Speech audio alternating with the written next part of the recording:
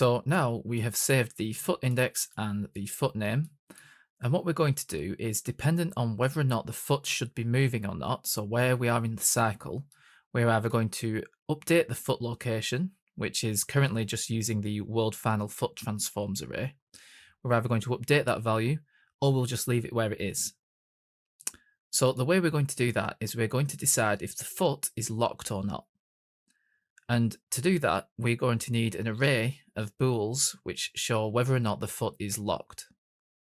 So if we return to the rig graph and we go to our construction event, and remember this runs once when the control rig is set up, when it's initially created. So we're looping through all of the feet. And every time we get to another foot, we add this transform to the world final foot transforms array. So we add a new entry. We're going to do the same, except this time it's going to be an array of booleans. So create a new variable, and we're going to call this FootLocked array. And we're going to set this to a boolean. And again, you can right click on this icon to switch it from a single value to an array. So you should see a grid of 9 squares. And then compile and save.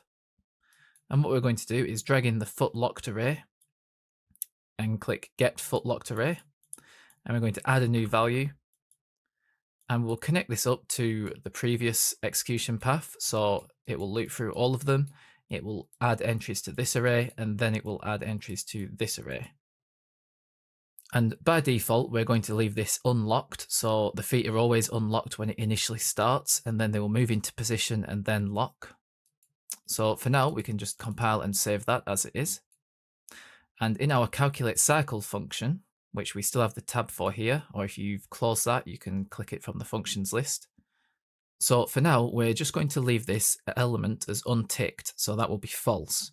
So that would leave us with an array of 6 entries in this FootLocked array, where it's false, false, false, false, false, false for all of the feet.